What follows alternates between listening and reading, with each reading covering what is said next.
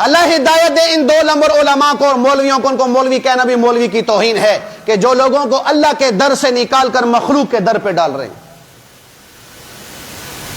کہ زندے بھی مدد کرتے ہیں, مرنے والے بھی مدد کرتے ہیں, قبر والا بھی تیری بگڑی بنا سکتا ہے اور مردہ بھی تیری بگڑی بنا سکتا ہے, بابوں کو خدا بنایا ہوا ہے, 2 نمبر لوگوں کو مشکل کشا بنایا ہوا ہے, اللہ کی طرف رخ ہی نہیں ہونے دیتے.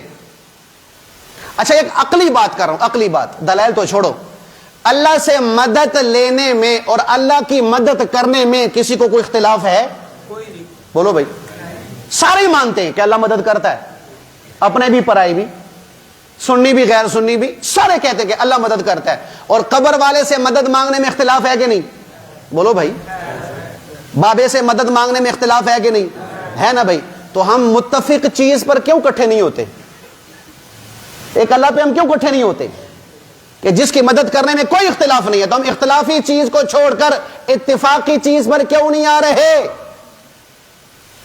یہ اس تندور کا چکر ہے, اس جہنم کا چکر ہے کہ اب اگر انہی لوگوں نے کہنا شروع کر دیا کہ بھی بابا مدد نہیں کرتا, بزرگ مدد نہیں کرتا, قبر والے تیری بگڑی نہیں بناتے, تو کیا ہوگا؟ عوام کے جوتے اور ان کے سر ہوں گے کہ سانو پہلے پٹھے پاسے لایا ہی, ان کہنا کچھ نہیں ہوتا. قرآن کہتا ہے کہ یہود و نصارہ کے بڑے بڑے علماء 2 نمبر یہ صرف اپنی دنیاوی کمائی کے لیے لوگوں کو حق راستہ نہیں بتاتے تھے. حضور پاک علیہ الصلوۃ والسلام جب تشریف لے آئے تو بڑے بڑے یہودی علماء نے حضور کی مخالفت شروع کر دی, حالانکہ حضور کے آنے سے پہلے حضور کے آنے کی بشارتیں علماء یہود دے رہے تھے. لیکن چونکہ بنی اسرائیل میں اللہ کے نبی نہیں آئے, بنو اسماعیل میں آگے, تب وہی یہود اللہ کے نبی کے خلاف ہو گئے. تورات میں اللہ کے نبی کی لکھی ہوئی صفات کو مٹا مٹا کر, کاٹ کاٹ کر اور پھاڑ پھاڑ کر پھینک رہے تھے. اللہ کے نبی کے مجلس میں ایک چھوٹا بچہ آیا کرتا تھا یہودی, بیمار پڑ گیا, 2-3 دن سے نہیں آیا. تو اللہ کے نبی نے کہا بھی کدھر ہے؟ کہا جو بیمار ہے. کہا چلو بھی چلے پوچھنے کے لیے گئے. کمرے میں داخل ہوئے تو دیکھا اس کی جان نکل رہی ہے, موت کے قریب ہے. تو اتنی دیر میں اس کا ابا آیا, اس نے تورات کھولی.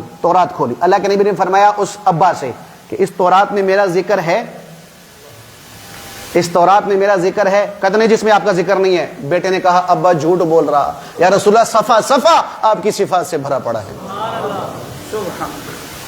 نہیں مان رہے تھے.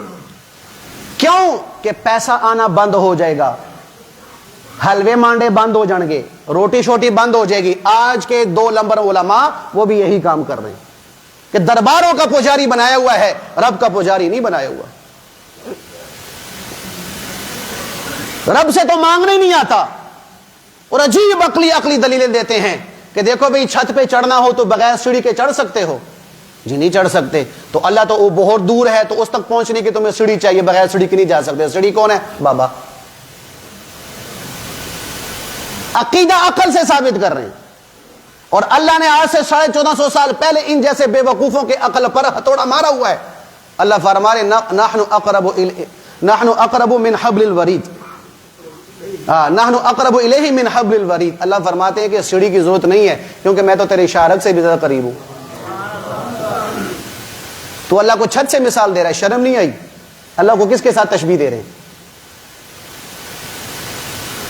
اور مفتی صاحب بڑے بدتمیز قسم کے کیا رہے جی, فرما رہے ہیں کہ جس سے زندگی میں مدد مانگنا جائز ہے, مرنے کے بعد بھی اس سے مدد مانگنا جائز ہے. دلیل کوئی